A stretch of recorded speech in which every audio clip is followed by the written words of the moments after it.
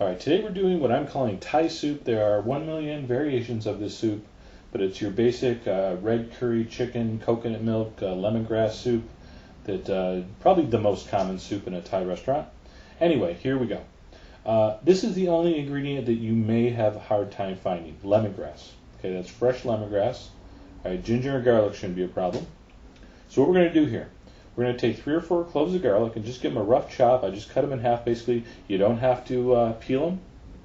Alright, I got about a 3 or 4 inch piece of ginger. I'm just going to cut into slices. And in fact, I had a little kind of bruised piece at the end there I trimmed off. So 5 or 6 slices of ginger. Now this lemongrass is really kind of a unique, it's kind of a lemony flavor, but not really. So I'm going to cut it halfway down. Usually you just use the bottom halves. If you can't find it on the site, we'll give you some substitutions, but hopefully you can.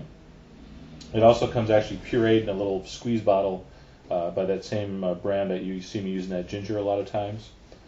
So anyway, you want to peel off the really kind of tough outer leaves. And by the way, we're going to strain this. So not a huge deal how perfect you trim this. Go ahead and cut it in like 1/4 inch, 1/2 inch slices. And add that to your garlic and your ginger in a little stock pot.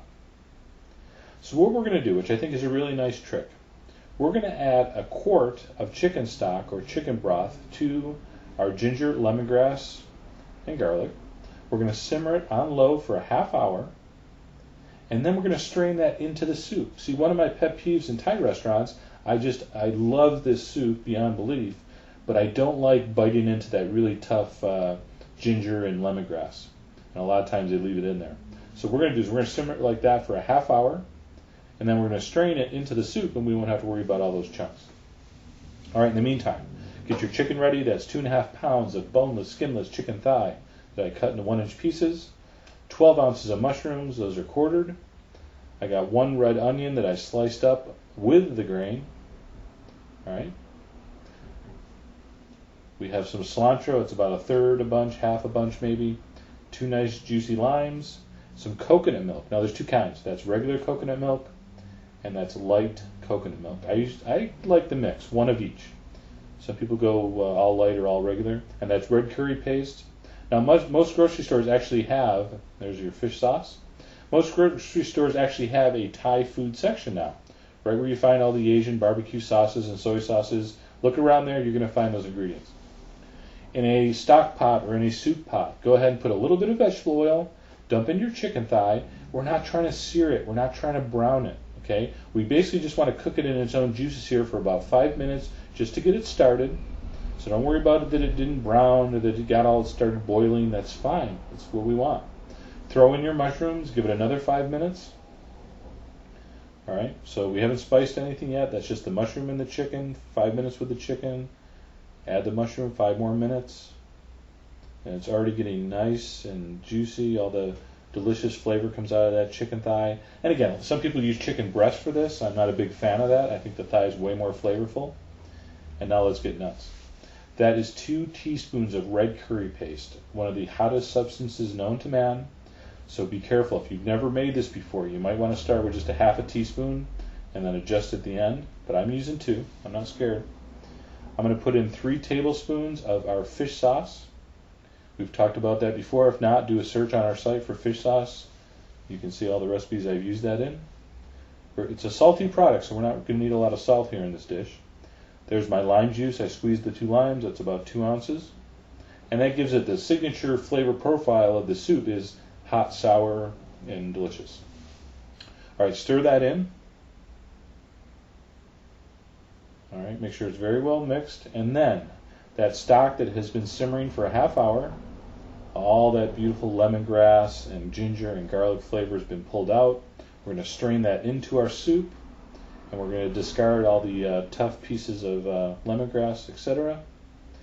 Add your 2 cans, those are 14-ounce cans of coconut milk. Again, I use 1 light, 1 regular, and just bring that to a simmer and just simmer that for 15-20 minutes. Really, that's all, it's pretty much done. Now that beautiful orange oil slick at the top, they would never take that off in a Thai restaurant. It's part of the dish, but you Americans, you and your fat, you know how you are. If you want to skim that off, go ahead. I have to admit, I did take a little bit of it off. All right, so after 15-20 minutes, I Threw in my onion. It only needs about 5 minutes more. You just want the onion to soften slightly. You don't really want it to fall apart. You want that to have just a little bit of texture to it. And then to serve the dish here, what you're going to do is you're going to turn off the heat, add your cilantro. I just did a rough chop on that. And that is ready to serve. Now traditionally this is served with an extra plate of garnish. That's sliced hot pepper, extra cilantro, and lime to squeeze in. And there you go. So I put a squeeze of lime in. I threw some jalapeno in, a little more fresh cilantro. Man, this is one of my favorite all-time dishes. Now my goal here when I spice this, I want enough red curry paste in this to make it pleasantly painful. All right, it almost hurts to eat. It's so spicy, yet you can't wait for the next spoonful. It is like a delicate balance between I can't take this and I can't get enough of this. All right, difficult to describe. Takes a little practice. Like I said, when you first start out, you go maybe half a teaspoon or a teaspoon of that red curry paste. Give it a try. Then next time a little more.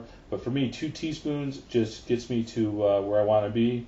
And any of you spicy food junkies, you know exactly what I'm talking about. There are endorphins that are released in your brain that cause incredible pleasure when you eat something this spicy. And if you've never felt that, I mean, I feel bad for you. So here's a great recipe to try to experience that. All the details will be on the site. I really hope you give this a try.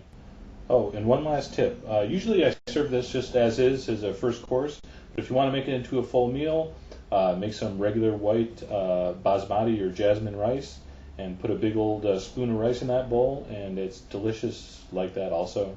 So either way, with rice or plain, pure, enjoy.